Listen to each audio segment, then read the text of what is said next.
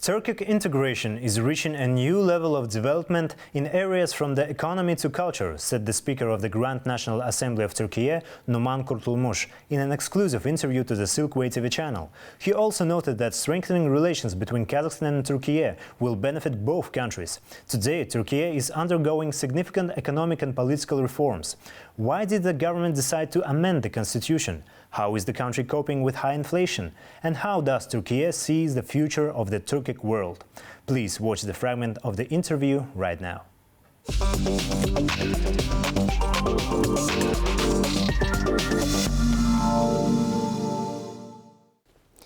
Türkiye'de ülkenin ulusal hedeflerine ulaşmasını sağlamak amacıyla Could you please tell us why was the decision made to amend the constitution and what important changes will be made? Ve hangi önemli noktalar değişecek? Şimdi tabii öncelikle şunu söyleyeyim, Türkiye'deki şu andaki mevcut anayasa.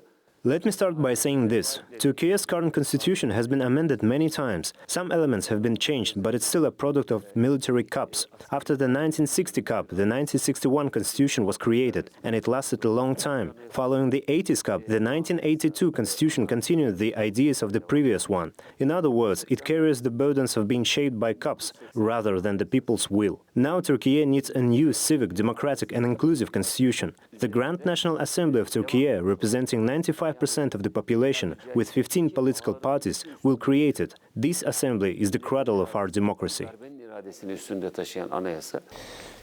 What measures are being taken to overcome the economic crisis in Turkey and reduce inflation? And what role does the Grand National Assembly play in this? With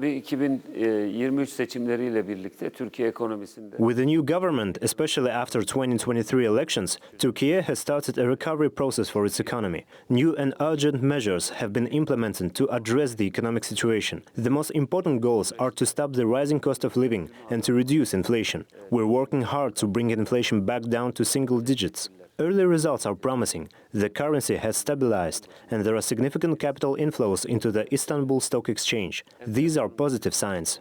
The government is taking necessary precautions and actions to achieve this.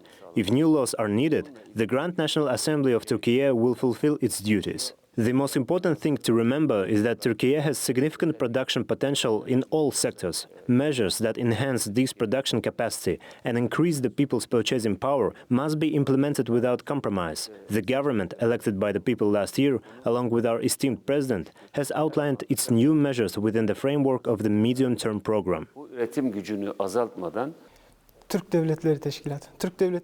The relationships between the countries of a Turkic world are flourishing today. In your opinion, what is the potential of a Turkic world on the global stage? Çok büyük bir potansiyele sahip. Şimdi The world is entering a new era, and the old rules no longer apply.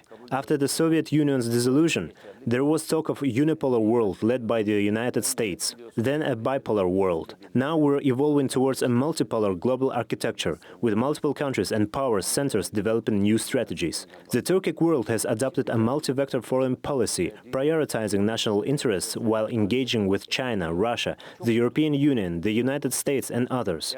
This approach opens up new opportunities for Turkic countries, with 300 million Turkic-speaking people living from Central Asia to the Balkans.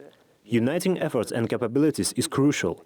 Pursuing common interests will allow our states to develop and enhance their potential. The unity and development of the Turkic world do not threaten world peace. Instead, they enable it. A new understanding is emerging across the Turkic world, recognizing the need to unite and combine resources. I believe that this will unlock significant potential and achieve great results. How do you assess the current friendship and cooperation between Kazakhstan and Turkey?